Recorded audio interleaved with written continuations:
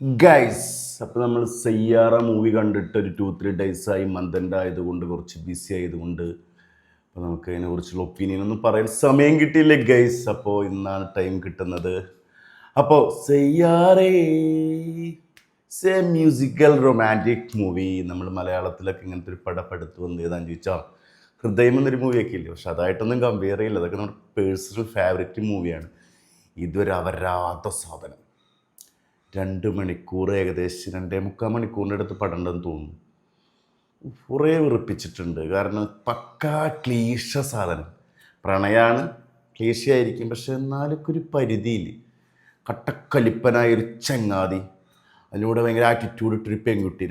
രണ്ടുപേർക്ക് മ്യൂസിക് ഭയങ്കര പാഷനാണ്. അവൾ മ്യൂസിക് സോങ് എഴുതുന്ന ആൾ, അവന് ഭയങ്കര പാട്ട് പാടും. അപ്പോൾ പിന്നെ സോഷ്യൽ മീഡിയ ഇതിലൊക്കെ ഭയങ്കര പ്രമോഷൻ, ഒരു ടീമൊക്കെ ആയിട്ട് വലിയ ആറ്റിറ്റ്യൂഡൊക്കെ വെച്ചിട്ട് പ്രൊമോട്ട് ചെയ്യുന്നൊരു നമ്മുടെ നായകൻ അഹാൻ പാണ്ഡെ. അതുപോലെ തന്നെ നായിക വരുന്ന അനിത് പാണ്ഡെ.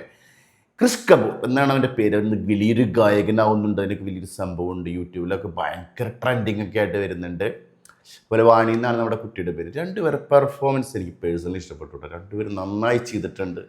ഒരിക്കലും മോശം പറയാൻ പറ്റില്ല. പക്ഷെ ഞാൻ പടം കാണാൻ കാരണം എന്താണെന്ന് വെച്ച് കഴിഞ്ഞാൽ സോഷ്യൽ മീഡിയയിലൊക്കെ ഭയങ്കര റെക്കോർഡ് കളക്ഷൻ ഇത്ര ദിവസം കൊണ്ട് ഇത്ര കളക്ഷൻ നേടി എന്നൊക്കെ പറഞ്ഞിട്ട് ഇങ്ങനെ വരുന്ന കേൾക്കുമ്പോൾ എന്തെങ്കിലുമൊക്കെ ഉണ്ടാവും. പിന്നെ ഡയറക്ടർ നമുക്കൊരു പ്രതീക്ഷയുള്ള ആളായിരുന്നു. മോഹിത് സൂര്യാളം മുമ്പത്തെ പടം കാശിക്കുമൊക്കെ നമുക്ക് കണ്ടുവരെ ഇഷ്ടപ്പെട്ടുള്ളതാണ്.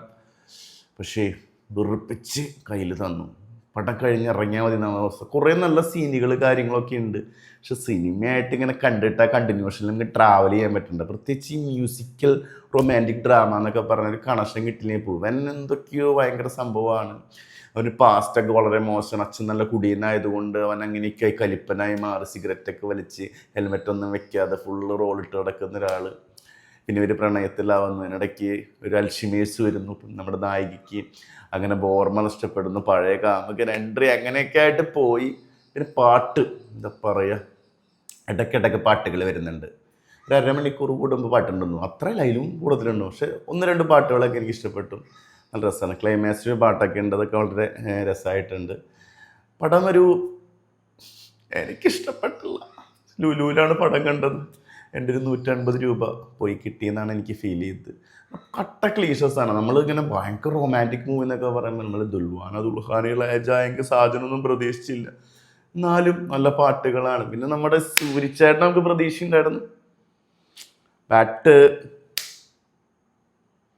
കുറേ ഭാഗങ്ങൾ കുഴപ്പമില്ല, നമുക്ക് ഇഷ്ടപ്പെട്ടു. പക്ഷെ ഒരു ഫിലിം എന്ന് വെച്ചാൽ അങ്ങനെയല്ലല്ലോ. പിന്നെ ഇവൻ ടെൻഷൻ വന്ന ഫുൾ ക്രിക്കറ്റ് കളിക്കുക, ബൗളിംഗ് മെഷീൻ ഇട്ടിട്ട് ഫുൾ ക്രിക്കറ്റ് കളിക്കുന്ന സീനൊക്കെ ഉണ്ട്.